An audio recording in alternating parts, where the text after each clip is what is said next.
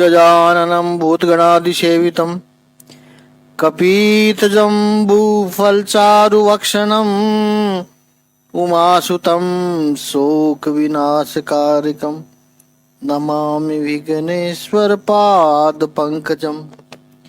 कृष्णाय वासुदेवाय हरिये परमात्मने प्रणतः क्लेशनाशाय गोविंदाय नमो नमः। ओम श्री महापुरुष देवाय नमः। ओम श्री गुरुदेवाय नमः। ओम आनंद स्वरूप भगवान की जय। ओम शांति स्वरूप भगवान की जय। हमारा चिंतन गीता अध्याय 5 श्लोक 23 पे चल रहा है। प्रभु कह रहे हैं इस शरीर को त्यागने से पूर्व कोई मनुष्य इंद्रियों के वेगों को सहन करने में तथा इच्छा एवं क्रोध के वेग को रोकने में समर्थ होता है तो वह इस संसार में सुखी रह सकता है। इहा यदि कोई व्यक्ति दुख से बचना चाहता है, प्रभु कह रहे दुख से कोई व्यक्ति बच ही नहीं सकता। सुख के पीछे भागने वाला कोई भी व्यक्ति दुख से बच ही नहीं सकता है। तो फिर क्या इस संसार में सुख है ही नहीं? और यदि सुख है तो सुखी कौन हो सकता है? कौन रह सकता है सुखी? ये इस श्लोक में प्रभु बता रहे हैं। ई है इस शरीर में, या यूं मान लो इस मनुष्य लोक में। प्रभु कह रहे ये है पाक शरीर विमोक्षणात्, शरीर का विमोक्ष हो जाए, शरीर छूट जाए, उससे पहले काम क्रोध उद्भवम वेगम, काम क्रोध से उत्पन्न होने वाले वेग को, इमोशंस को सहन करने में जो समर्थ होता है वही मनुष्य योगी है और वही सुखी है। इस मनुष्य देह में रह करके शरीर छूटने से पहले काम और क्रोध से उद्भवित वेग को सहन करने में जो सक्षम होता है वही योगी है और वही सुखी है। भगवान ने कहा यह एव, यानी यहीं पर ही, इसी मनुष्य देह में परमात्मा श्री कृष्ण कह रहे हैं कि ये मैंने सबको एक गोल्डन अपॉर्चुनिटी दी है, क्योंकि ये विकास करने की, एक अनुभूति करने की, ये सिद्ध अवस्था प्राप्त करने की फैसिलिटी सबको दे रखी है मैंने। यह ये वह, यानी इस मनुष्य लोक के सिवाय और कहीं नहीं मिलेगी ये अपॉर्चुनिटी। नीचे पशु योनि में जाओगे वहां भी नहीं मिलेगी, ऊपर देव योनि में जाओगे वहां भी नहीं मिलेगी। यह बस यही पर मनुष्य देह में ही मिलती है। तो ये मनुष्य शरीर छूट जाए उससे पहले अभ्यास कर लो। किसका अभ्यास करना है? काम क्रोध से जो आवेग आता है, जो वेग होता है, उसको जीत लो। प्राकः शरीर विमोक्षणात्, ये शरीर छूट जाए उससे पहले इसको जीत लो। ये प्रभु यहां पे कह रहे हैं। वही योगी है और वही सुखी है। इस बात को भगवान ने दूसरे अध्याय में स्थित प्रज्ञ का वर्णन करते हुए 70वें श्लोक में भी कहा था। उस वक्त हमने चिंतन किया था इसका। प्रभु ने कहा कितना सहज होना चाहिए जैसे समुद्र है, उसमें दुनिया भर की नदियां समा जाती है, लेकिन समुद्र उनसे छलक नहीं जाता है। और कोई एक आध सरिता न आई तो समुद्र उसे ढूंढने नहीं निकलता है। जो आया उसको स्वीकार, जो नहीं आया वो उसकी मर्जी। सामने से आ गया स्वीकार है, नहीं आया तो उसके लिए कोई अस्वस्थता भी नहीं है। ऐसे संसार की सुख सुविधा सामने आ जाए, उनको सहर्ष स्वीकार करता है वो। ऐसी बात नहीं है सहर्ष स्वीकार नहीं करता है, सहर्ष करता है। और जो नहीं मिले उसके लिए बेचैन नहीं होता है। सहर्ष का मतलब बहुत खुश नहीं होता है, आ गई तो उसको स्वीकार कर लेता है, उससे भागता नहीं है। और नहीं मिली तो परेशान नहीं होता है। ऐसा व्यक्ति, ऐसा स्थित प्रज्ञ ही वही मनुष्य शांति प्राप्त करता है। कामनाओं के पीछे भागने वाला जो है वो कभी शांति को प्राप्त नहीं हो सकता है, अशांति रहता है। भगवान कहते हैं काम और क्रोध के वेग को सहन करने का अभ्यास करो तो अवश्य विजय प्राप्त होगी। ये स्थिरता बहुत बड़ा लक्षण है। साइकोलॉजी की दृष्टि से देखा जाए तो ये कामना क्या है?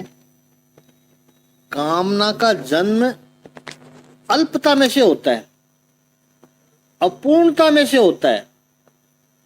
और कामना जब पूरी न हो तो क्रोध आता है। क्रोध क्या करता है? क्रोध भ्रांत प्रभुता का दर्शन कराता है, इल्यूजनरी सुपीरियोरिटी को, भ्रांत सुपीरियोरिटी का दर्शन कराता है। तो कामना का जन्म होता है न्यूनता के भाव से, इंफीरियोरिटी में से। चाहे वो नए ड्रेस की कामना हो, नए परफ्यूम की ही कामना हो, इसका अर्थ वो जब तक नहीं है उसके लिए मैं अपूर्ण हूं।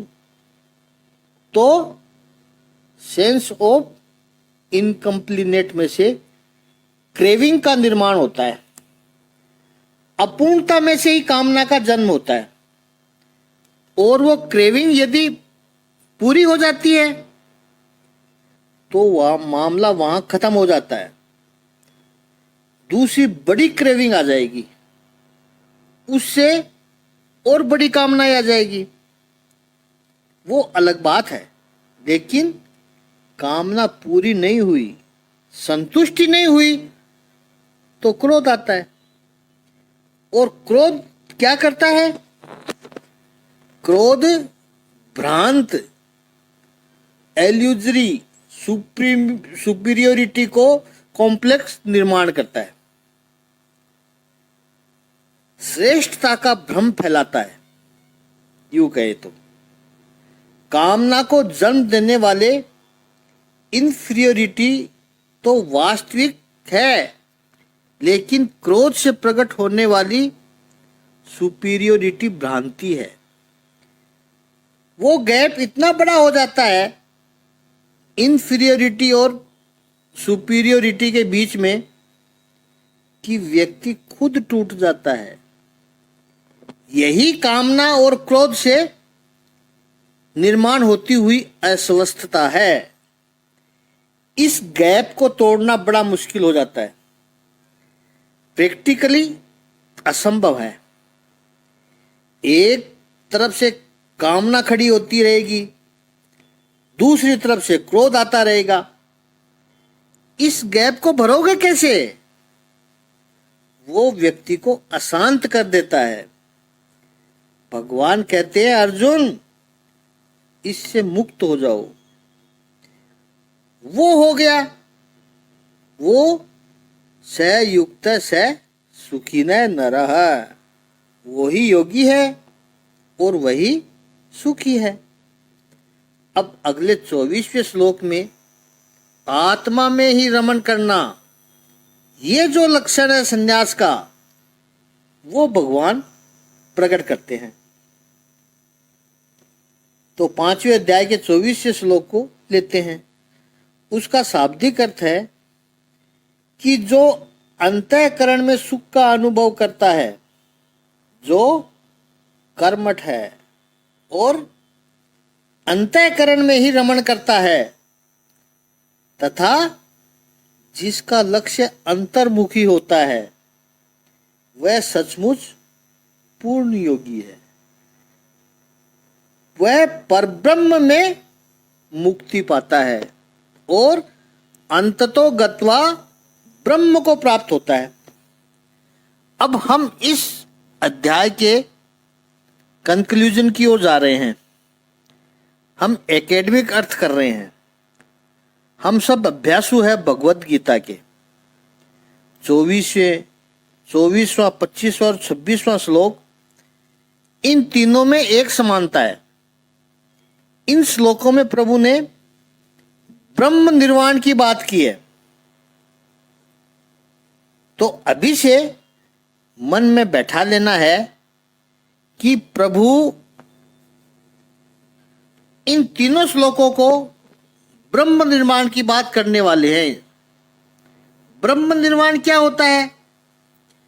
पहले 24वें श्लोक का अन्वय समझ लें, उसके बाद में देखते हैं ब्रह्म निर्माण क्या है।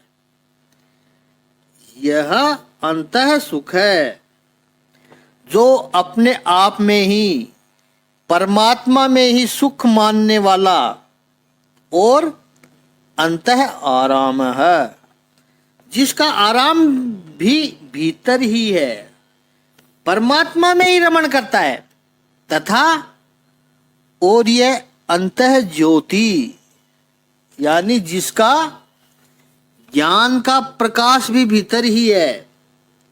सुख भीतर है, आराम भीतर है और ज्योति प्रकाश भी भीतर है। सह ब्रह्म भूतः, वह ब्रह्म में स्थिर हो गया, ऐसा योगी ब्रह्म निर्वाणम अधिगच्छति, वह योगी ब्रह्म निर्वाण को प्राप्त होता है। हमने देखा कि यहां पर भगवान तीन बात कहते हैं। अंतः सुख है, अंतः आराम और अंतः ज्योति। सारी महिमा अंतर विश्व की है, अंदर के संसार की है। और संसार को तो आदत पड़ी है कि वो बाहर ही जाता है। सुख चाहिए बाहर, आराम चाहिए बाहर, कुछ जानने की अभिलाषा है तो बाहर भागेगा। और यहां भगवान श्री कृष्ण कहते हैं कि जो भी है वो भीतर ही है, बाहर नहीं है। बाहर से मिला हुआ भी छूट जाता है। बाहर से मिले हुए पर तो एक्सपायरी डेट लगी हुई रहती है। अंदर से जो मिलता है, भीतर से जो प्राप्त होता है, वो अक्षय होता है। वो कभी रीजनरेट नहीं होता है, वो कभी भी नष्ट नहीं होता है। शास्त्रकारों ने कहा है कि सुख नाम की कोई वस्तु है ही नहीं। सुख चाहते हैं सब, लेकिन किसी को कहां से सुख मिलता है तो किसी को दूसरी जगह से सुख मिलता है और वो बंद भी हो जाता है। कल उसमें से सुख मिला था, आज नहीं मिलता है वहां से। समझ लीजिए आपकी वेडिंग एनिवर्सरी है, 25वीं वेडिंग एनिवर्सरी मना रहे हो आप किसी अच्छे होटल के में डिनर के लिए गए हो। आप दोनों ही हो केवल। आपने कहा भीड़ भाड़ कुछ नहीं चाहिए, बस हम दोनों साथ साथ में रहेंगे। अच्छी होटल में गए हो, लाइव म्यूजिक चल रहा है, वहां पर कोई वायलिन वाला आता है, आपकी टेबल के पास में खड़ा रह करके कोई पुराना सॉन्ग बजाता है। अब वो धुन जो आप सुनते हो तो पति पत्नी एक दूसरे की आंख में आंख डालकर जैसे 25-30 साल पहले के समय में खो जाते हैं। याद आ जाता है कि कॉलेज में साथ पढ़ते थे और कॉलेज बंक करके ये फिल्म देखने गए थे और इसी से अपना प्यार शुरू हुआ था। उसमें यही गाना था। अब वायलिन वाले को तो पता नहीं था, उसने तो वो धुन ऐसे ही बजाई, फेमस धुन रही होगी तो बजा दी उसने, और उसने भी देखा कि आप तो खुश हो गए। सीधा आपने जेब में से 100 रुपये निकाल कर टिप में दे दिया उसको। तुम भी क्या याद करोगे, किसी अमीर से पाला पड़ा था, वो तो खुश हो गया और वहीं पर खड़ा रहकर बजाता रहा। 1 घंटा डिनर करते रहे, तब तक वो ही गाना घसीटता रहा। आपने सोचा, अब आपको इतना अच्छा नहीं लग रहा वो, लेकिन आपने सोचा चलो इम्पोर्टेंस ही मिल रही है, इसलिए निकलते समय और एक 500 के नोट दे दिया आपने उसको। वायलिन वाले को लगा ऐसे बड़े कदरदान तो बहुत कम मिलते हैं, तो गाड़ी पार्किंग तक आपके पीछे पीछे आता है, तो वो इम्पोर्टेंस आपको अच्छी भी लगती है। आपने सोचा सब देख रहे हैं और मेरे को इतनी इम्पोर्टेंस ही मिल रही है, आनंद आ रहा है आपको। पति ने दरवाजा खोलकर पत्नी को आगे बैठाया, ड्राइवर सीट पर वो खुद बैठा। पति पत्नी बैठे और गाड़ी चलने को थी। दरवाजा पीछे का खोलकर वो वायलिन वाला भी बैठ गया और वही गाना बजाता हुआ। आप कहोगे बस बहुत हो गया। आपको वो धुन अच्छी लग रही थी, कुछ समय के लिए ठीक था, और 1-1.5 घंटे बाद उसको धक्के देकर निकालना पड़ा। भाग यहां से, अब क्यों पीछे पड़ा हुआ है, अब कहां गया आपका सुख, नहीं चाहिए अब। सुख से भी आदमी ऊब जाता है, लेकिन प्रभु यहां कह रहे हैं कि अंतः सुख, जो भीतर से सुख मिलता है, उस पर एक्सपायरी डेट नहीं है। आप भक्तों के जीवन को देखो, भीतर से जो आनंद प्रकट होता है, अंतः आराम है। जो सुख क्या था, तो सुख क्या था, सुख की कोई जाति नहीं है, तो क्या है वो, जिसको जो अच्छा लगता है, जब तक अच्छा लगता है तब तक सुख है। जब अच्छा लगना बंद हो गया तो सुख भी खत्म हो गया। सुख बड़ा एब्स्ट्रैक्ट कॉन्सेप्ट है। अंतः आराम, अंतः ज्योति, जिसको अंतर ही आराम में है, भीतर ही रमण करता है, और अंतर ज्योति, ज्योति यानी प्रकाश। वेद में, श्रुति में ज्योति मन को भी कहा है। ऐसे व्यक्ति को योगी ब्रह्म निर्वाणम, वो ब्रह्म निर्वाण को प्राप्त करता है। ब्रह्म निर्वाण क्या है, ब्रह्म निर्वाण का अर्थ क्या है, ब्रह्म में निर्वाण, वाण का अर्थ है दुख, और निर्वाण यानी दुख नष्ट हो जाए। भगवान बुद्ध ने इस शब्द को बहुत महत्व दिया है। एक, निर्वाण का अर्थ किया है दुख खत्म हो जाना। दिए को जब वायु नहीं मिलता है तो उसको कहते हैं दिया निर्वात हो गया, और वो निर्वात में से संस्कृत में शब्द निकला निर्वाण। तब ब्रह्म में ही सारे दुख नष्ट हो जाते हैं। तो निर्वाण का अर्थ है दुखों की निवृत्ति, मोक्ष का अर्थ है सर्व दुख निवृत्ति। लेकिन दुख की निवृत्ति तो नींद में भी हो जाती है, तो उसे मोक्ष नहीं कहेंगे। इसलिए शास्त्रकारों ने कहा, वेदांतियों ने कहा कि मोक्ष अत्यंत दुख निवृत्ति के साथ परमानंद की प्राप्ति भी है। केवल दुख निवृत्ति ये मोक्ष नहीं है, परमानंद की प्राप्ति उसमें है। फिर उसकी संपूर्ण व्याख्या की गई कि परमात्मा की प्राप्ति इतनी हुई कि अब दुख ही दुख नहीं लगता है, वही मोक्ष है। केवल दुख के अभाव को मोक्ष नहीं कहेंगे, आनंद की उपलब्धि ये मोक्ष का पॉजिटिव लक्षण है। स योगी ब्रह्म निर्वाणम ब्रह्मभूतो अधिगच्छति। यहां पर ब्रह्म निर्वाण के साथ प्रभु ने शब्द प्रयोग किया अधिगच्छति। वह योगी स्वरूप सिद्ध हो जाता है और ब्रह्म में ही मुक्ति सह शरीर पाता है, और शरीर छोड़ने के बाद ब्रह्म को ही पाता है, सदा के लिए पाता है, जन्म मरण के बंधनों से मुक्त हो जाता है। अब अगला 25वां श्लोक लेते हैं। 5वें अध्याय का 25वें श्लोक का शाब्दिक अर्थ है कि जो लोग संशय से उत्पन्न होने वाले द्वैत से परे हैं, जिनके मन आत्म साक्षात्कार में रत हैं, जो समस्त जीवों के कल्याण कार्य में सदैव व्यस्त रहते हैं और जो समस्त पापों से रहित है, वो ब्रह्म निर्वाण है, यानी मुक्ति को प्राप्त होते हैं।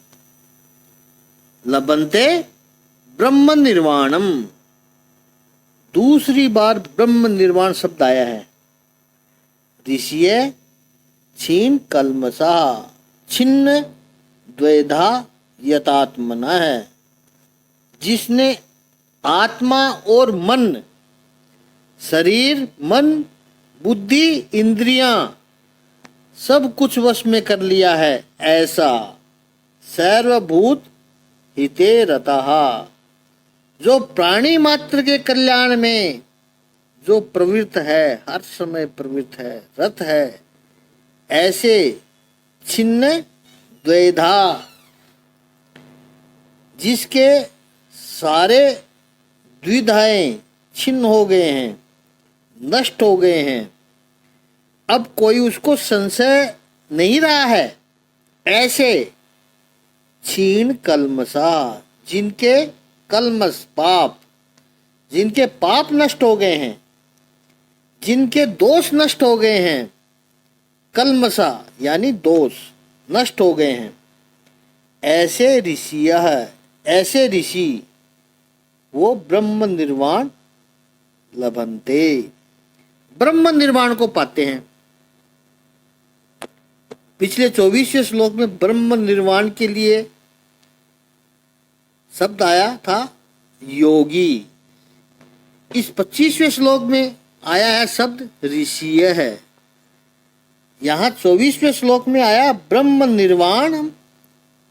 निर्वाणम अधिगच्छति, और यहाँ इस 25वें श्लोक में आया है लभन्ते, लभन्ते शब्द आया है। कौन कौन? क्षीण कल्मषा। बार बार शास्त्र के ज्ञानी विद्वान सदगुरु के महापुरुषों के वचनों को जिन्होंने श्रवण किया, मनन किया, उनके सिद्धांत पर आचरण किया, ऐसे क्षीण कल्मषा, ऐसे आचरण करने से धीरे धीरे जिनके दोष निकलते गए, चिंतन मनन करने से, छिन्न द्वैधा, जिनके मन में अब कोई संशय रहे ही नहीं है। देखिए, पहली बार आप शास्त्र की बात सुनते हो तो कई संशय निर्माण होते हैं, कुछ बातें समझ में आती है, कुछ नहीं आती है। जो कुछ बातें समझ में नहीं आती है तो उनके बारे में संशय निर्माण होता है, छिन्न द्वेधाहा। लेकिन जैसे जैसे चिंतन मनन करने जाते हो, महापुरुषों की अंगुली पकड़कर अध्यात्म पथ पर धीरे धीरे आगे बढ़ते जाओ तो फिर सारे संशय नष्ट होने लगते हैं। जैसे अर्जुन कहता है 18वें अध्याय में, नष्टो मोहा स्मृति ही लब्धा तत्व प्रसाद निमिता च्युत स्थित तो सिम गत संदेह है। संदेह नष्ट हो गया मेरा, स्मृति वापस मिल गई है मुझे। हे अच्युत है, आपकी कृपा से।